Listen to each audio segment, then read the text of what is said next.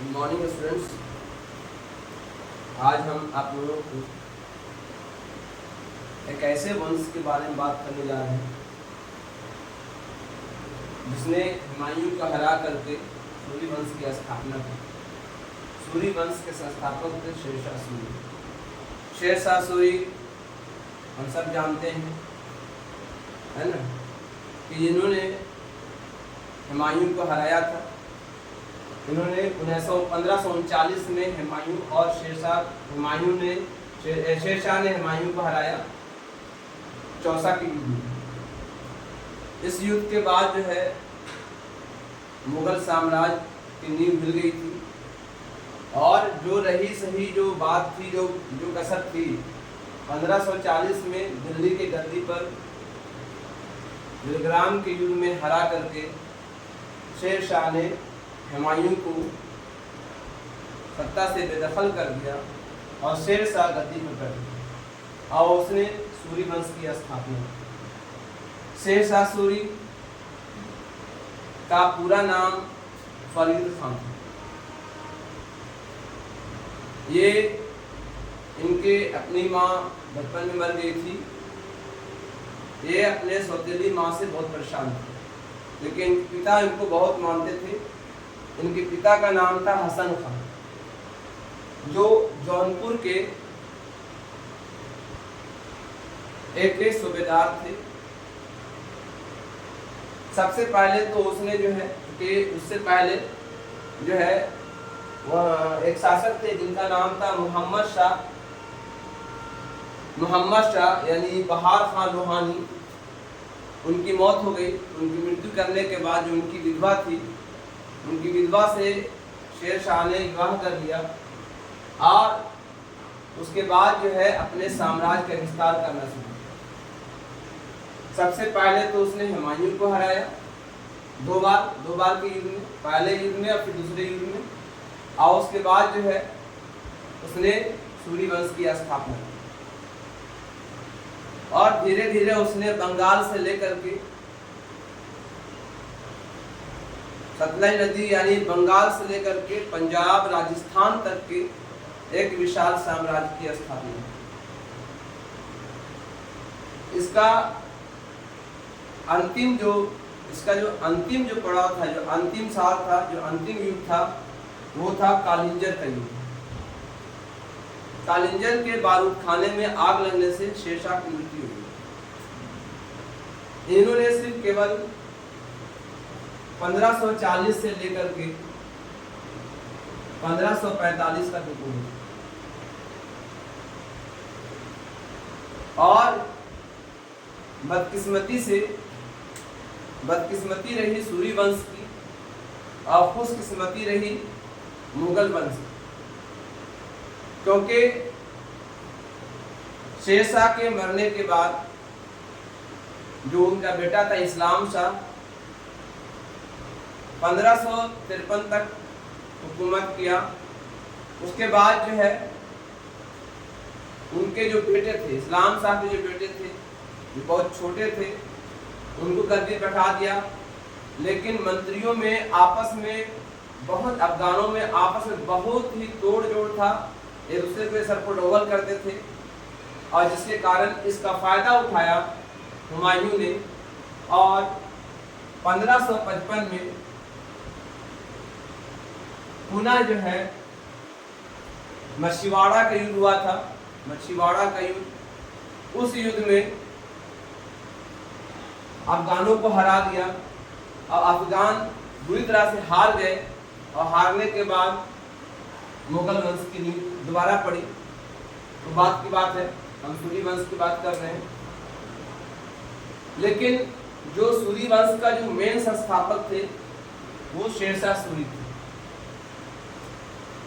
जिन्होंने अपने जीवन काल में जो काम किया वो उसका कोई उदाहरण, इतने कम समय में इतना बड़ा काम किया, उसका कोई उदाहरण नहीं मिलता है। ऐसे बहुत सारे शासक दुनिया में आए, भारत में आए, लेकिन इतने कम मुद्दत में, इतने कम समय में, इतनी कम अवधि में इतना बड़ा काम करके जाना कम बड़ी बात नहीं है। शेरशाह सूरी ने अपने शासन काल में सड़कों का जाल बिछा दिया था। उसमें से एक सड़क जिसका नाम है ना, आज वर्तमान में जीटी रोड है, पहले कहा जाता था, है ना, पहले उसका नाम था शाहरा, है ना, शाहरा था, जो बंगाल से लेकर के पेशावर तक, बंगाल से लेकर के पेशावर तक फैला हुआ था। हाँ, इसके अलावा जगह जगह उन्होंने सड़कों के किनारे सराएं बनवाई थी। कहा जाता है कि उन्होंने अपने शासन काल में 1700 सराएं बनवाई थी और सड़कों के किनारे जगह जगह पेड़ लगवाए थे ताकि सफर करने के दौरान यात्रियों को कोई नुकसान न पहुंचे, कोई तकलीफ न पहुंचे, और ठहरने के लिए पूरा का पूरा इंतजाम किया गया था। उनके शासन काल में न्याय बहुत कड़ाई से न्याय पालन किया था, न्याय को पालन किया जाता था, इंसाफ को पालन किया जाता था।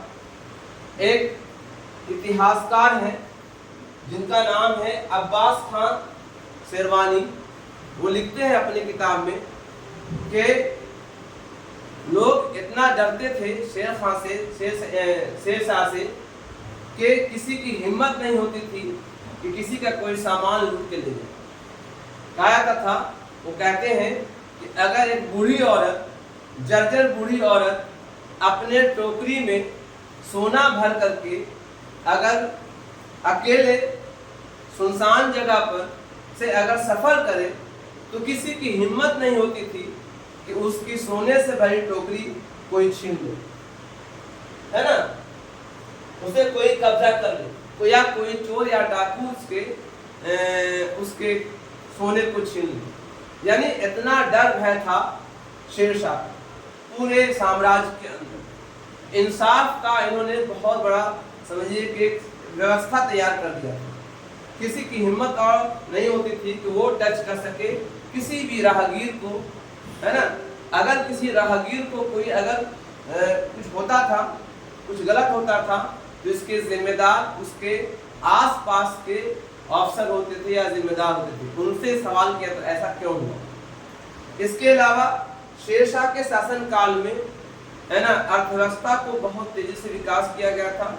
सोने चांदी के सिक्के जारी किए गए थे, तांबे के सिक्के जारी किए गए थे। उनका बनाया हुआ रुपया आज भी चलता है, जो चांदी का सिक्का था। उनके शासन काल में सिंचाई की सुविधाएं बड़े पैमाने पर की गई थी। जगह जगह नहरों का जाल बिछा दिया गया था ताकि कोई भी कृषक या किसान जो है बेचारा जो है उसको सिंचाई की सुविधा न मिले। ऐसा नहीं, हर जगह सुविधा के लिए उसने काम किया था। इसके अलावा यात्रियों के लिए, व्यापार के लिए हर तरह की सुविधाएं दे रखी थी। ठीक है, जगह जगह कुएं खुदवा दिए थे ताकि प्यासे न मरे। लोग प्यास अगर रास्ते में सफर कर रहा है तो पानी की किल्लत न हो। इसके अलावा जो है उसने जो है सबसे पहले जगह जगह अस्पताल खुलवा दिए थे और अस्पतालों में जो है मरीजों को सरकार की तरफ से यानी गवर्नमेंट की तरफ से सारी चीजें मतलब मुहैया थी, फ्री इलाज होता था। तो उसके शासन काल को एक बहुत ज्यादा मतलब बहुत कम समय में ऐसा काम कर गए, है ना, जिसके कारण आज भी इतिहास के पन्नों में उनके काम को इतिहासकार बहुत सराहते हैं।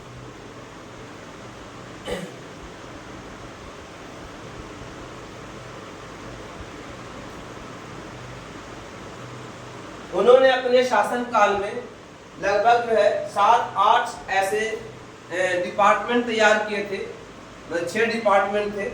पहला डिपार्टमेंट जो था इनका, एक का नाम था दीवाने इंशा, है ना, जो सुल्तान के आदेश को लिखने और डाक संबंधी कार्य करते थे। एक तो दीवाने वजारत, लगान वगैरह वसूलते थे। दीवाने कज़ा, न्याय विभाग देखते थे, यानी समझिए कि इंसाफ वगैरह देखते थे। दीवाने बरीद, गुप्तचर विभाग था इनका। दीवाने आरिस, सेना भर्ती वाला काम करते थे। और सेना को देखरेख करते थे, और दीवानी रसालत जो फॉरेन डिपार्टमेंट था, विदेश मंत्रालय देखते थे, है ना।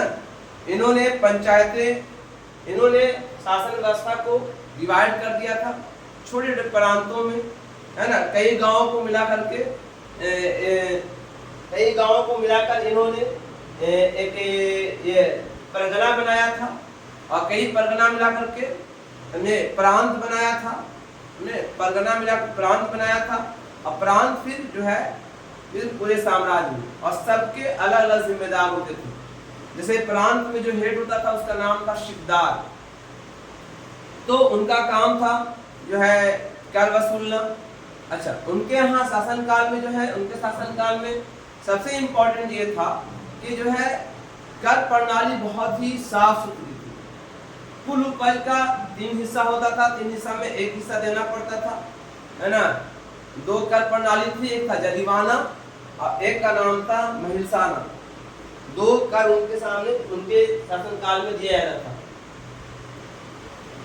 पट्टेदारी प्रणाली भी थी उनके यहाँ। पट्टेदारी मतलब होता है बट्टा, बट्टा जिसको बोलते हैं, तो पट्टेदारी प्रणाली भी शुरू की गई थी उनके शासनकाल में। डाक खानों का भी विकास किया गया था, मतलब सूचनाएं आदान प्रदान करने के लिए, बड़े पैमाने पर सूचनाएं आदान प्रदान करने के लिए काम करते थे। तो शेरशाह सूरी का शासनकाल ये बहुत शानदार काल रहा, है ना। अब इस वीडियो को अंत करने से पहले मैं कुछ तथ्य बता दूं।